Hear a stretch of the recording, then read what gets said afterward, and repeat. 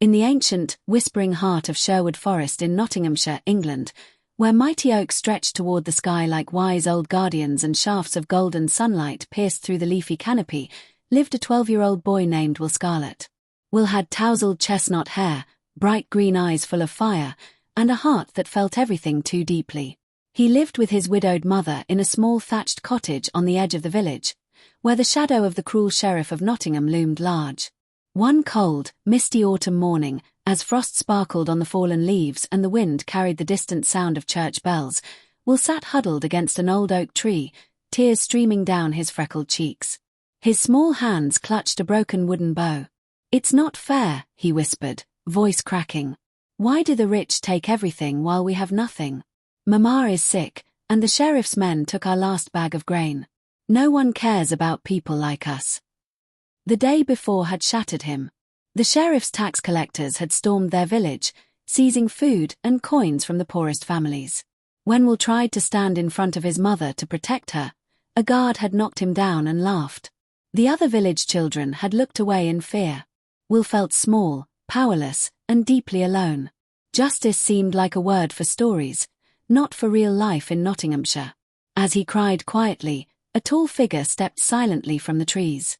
He wore a hood of Lincoln green, carried a longbow, and had a kind yet strong face marked by laughter lines. It was Robin Hood himself, the legendary outlaw who lived among the trees with his band of merry men. Robin knelt beside the boy, his voice warm and steady like a crackling campfire. "You have a brave heart, young Will," Robin said gently. "I saw what happened in the village. The world feels unfair sometimes, but justice matters. It lives in people like you who refuse to stay silent." From that misty morning, a deep friendship grew. Robin became Will's wise mentor and guide. He brought Will into the hidden heart of Sherwood Forest, where the merry men, Little John with his mighty strength, Friar Tuck with his gentle wisdom, and Maid Marian with her clever courage, welcomed the boy like family. They taught him the ways of the woods, how to move silently among the trees, how to shoot a bow with steady hands, and most importantly, how to care for those who had been wronged.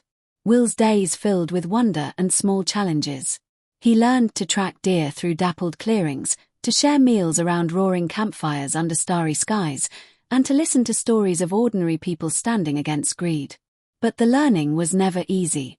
Will still felt the sting of fear. When Robin asked him to help watch the sheriff's road for the first time, Will froze when horsemen passed nearby. His hands shook, and he felt ashamed of his weakness. "I'm not brave like you," Will confessed one evening as they sat by a stream, the water glowing silver in the moonlight. "What if I fail? What if someone gets hurt because of me?" Robin placed a steady hand on his shoulder. "True courage isn't never feeling afraid, Will. It's doing what is right even when your knees tremble. Justice matters because every small act of fairness pushes back the darkness. You matter." Those words wrapped around Will's aching heart like a warm cloak. Winter came to Sherwood, blanketing the forest in soft white snow and making the trees sparkle like crystals. The sheriff grew crueler, raising taxes again and throwing villagers into the dungeon for the smallest debts. Will's own mother grew weaker without enough food. The loneliness returned some nights when Will lay in his bed at the forest camp, missing home but determined to help. The true turning point arrived on a bitter, snowy evening. The sheriff announced a grand feast in Nottingham Castle, filled with food taken from the poor. Robin planned a daring rescue of the villagers' winter stores hidden in the castle cellars. Will begged to join the mission. Robin agreed, but warned him it would be dangerous. That night, as snow fell thickly and torches flickered on the castle walls, Will's heart pounded like a war drum. He crept through the shadows with Robin and Little John. Fear clawed at him when guards nearly spotted them. For a moment, he wanted to run. Then he remembered the faces of the hungry village children, his mother's tired smile, and Robin's words. Justice matters. Will used his small size to slip through a narrow window. Inside the cold storeroom, he worked quickly, passing sacks of grain and bundles of food to his friends outside. But as they were almost finished, a guard raised the alarm. Chaos erupted. Robin fought bravely, but one of the merry men was cornered. Without thinking, Will grabbed a fallen torch and created a diversion, shouting loudly and drawing the guards toward him. "Run!" he cried. Get the food to the village. An arrow grazed his arm, burning hot with pain. Guards grabbed him roughly. For a terrifying moment, Will thought it was the end. Yet Robin and the others fought back fiercely and rescued him. They escaped into the snowy forest, carrying the precious food. Back in the safety of the hidden camp, Robin tended Will's wound by the fire. The boy trembled with leftover fear and pain, but his eyes shone with something new, pride. "I did it," he whispered. "Even though I was scared." Maid Marian smiled warmly and wrapped a blanket around him. "You were very brave, young Will. You chose justice when it was hardest." The food reached the village just in time. Families celebrated quietly in their homes with warm bread and hope restored. Will's mother hugged him tightly, tears of gratitude flowing. The merry men celebrated with songs and laughter around the great fire, but Will felt the deepest change inside. The lonely, frightened boy who once cried against an oak tree had become a courageous young hero who understood that standing for fairness could light up even the darkest winter. Spring arrived in Sherwood Forest with carpets of bluebells and birdsong filling the air. Will moved between the village and the forest, helping wherever he was needed.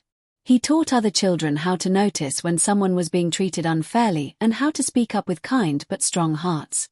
The sheriff's power slowly weakened as more people found courage through Robin's band and Will's growing example. One golden summer evening, as the sun painted the forest in warm amber and rose, Will stood on a high rocky outcrop overlooking Sherwood with Robin, his mother, and the merry men. The vast green woods stretched below, alive and free. Will's arm had healed, and so had the wound in his heart. "I thought justice was only in old stories," Will said, voice steady and full of wonder. "But it lives in us. Every time we help someone who has been wronged, we make the world a little fairer." Robin placed a proud hand on his shoulder. "And you, young Will Scarlet, have a heart that will carry that justice forward for many years." Will looked out over the beautiful land he loved. He no longer felt small. He felt part of something much bigger, a chain of brave hearts stretching through time. The boy who once cried in the mist now stood tall, ready for whatever adventures and fights for fairness lay ahead. From that day on, children throughout Nottinghamshire heard the tale of young Will and the outlaws of Sherwood. Whenever they saw someone being treated unfairly, a friend teased, a family going hungry, or rules that hurt the weak, they remembered that justice matters. It begins with small brave hearts who refuse to look away. Will grew into a fine young man, carrying Robin's spirit and his own bright courage. And in the whispering heart of Sherwood Forest, the old oaks seemed to nod in approval, guarding the legacy of those who believed fairness was worth fighting for. The sun dipped low, bathing everything in golden light. Will smiled, heart full and hopeful. He knew the fight for justice would never truly end, but with friends, courage, and love, it was a fight worth every step. And that truth made him the happiest boy in all of England.